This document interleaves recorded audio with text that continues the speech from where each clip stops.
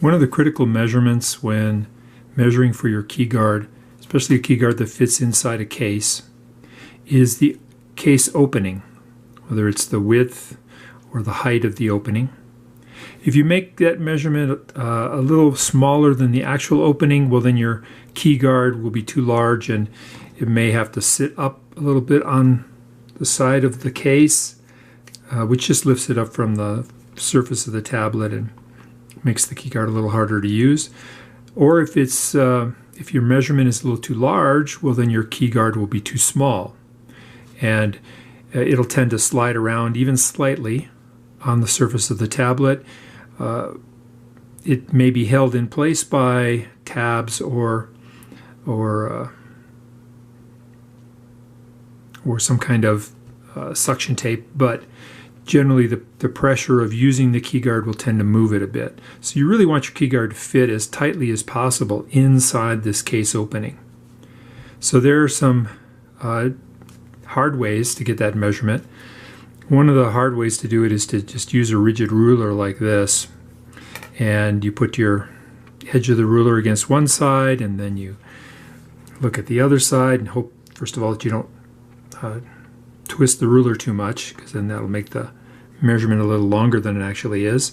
And then you're trying to look at the edge here of the ruler and the case and look straight down and imagine what it'd be like if this ruler were actually sitting flat on the surface of the tablet rather than up at an angle. It just can make it very difficult to get that measurement. So wouldn't it be nice to be able to take the measurement directly on this surface without having to account for something that's longer than the opening? And that's what this easy measurement tool can do for you. So it has a central compartment here that houses two arms that extend out from the compartment on either side, and it has two little knobs up top that you can lightly tighten to keep the arm from sliding back in or sliding out further. And also you can put a piece of ruler tape along the side here just so you can use the body of the tool itself to make certain measurements. But let's take a look real quick at how you use this tool. And you have some options here. Let me show you that printed plastic is very slippery on glass.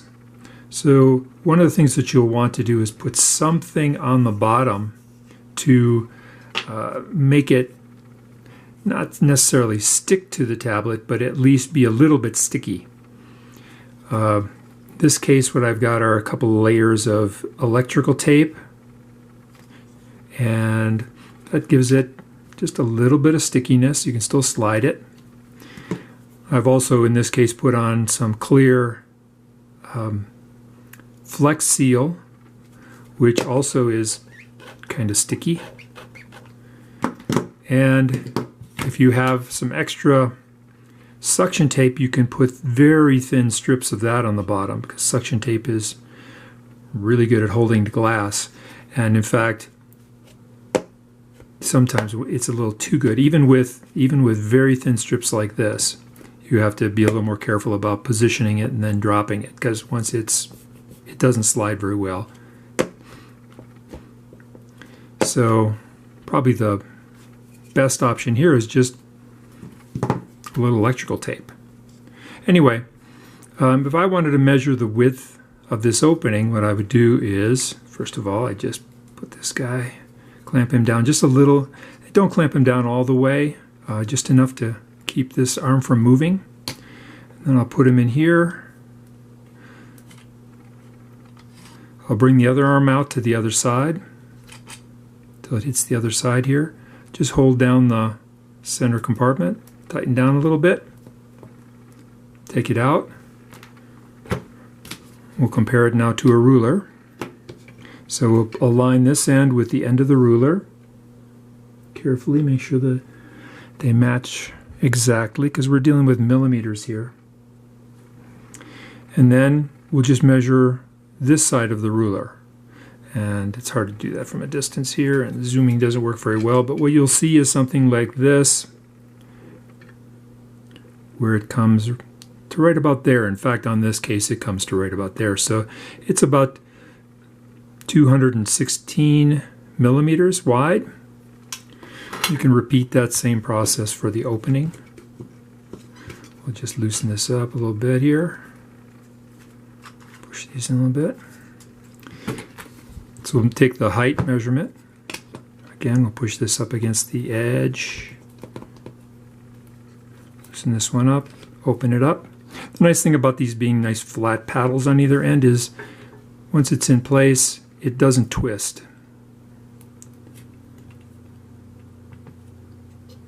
It doesn't twist in there like a ruler would. We take that out and repeat the process. Just set it up against our ruler's edge.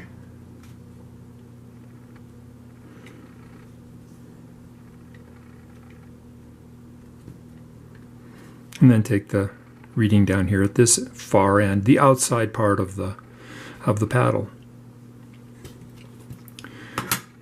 There are a couple of other features here of this measurement tool. One is I can use it to take internal measurements of the application itself. So if I want to know how far it is from, say, the edge of the screen to the edge of one of these buttons here. So I want the X coordinate of a button. What I'll do is I'll open this up a little bit, make it slide a little bit more, and then I'll position the tool so that the 0 on the tool is right at the edge of the screen. Then I can tighten this down and just hold it up here along here and read off. I've got that little bit off from the edge of the screen, but then I can read the X coordinate in millimeters directly off the ruler. And it's simple enough to take this and use this to measure the width of a component of the screen. Like this guy looks to be about 18 millimeters wide. 18 or 19. If there's something that's more than 100 millimeters wide, wider than the ruler is that's on here, you just do standard measurements like you would otherwise. You stick this out all the way to the edge of the thing you're trying to measure, tighten it up, bring it out. This time you're going to lay the 0 of the center compartment against the 0 of the ruler, and then read the distance over here.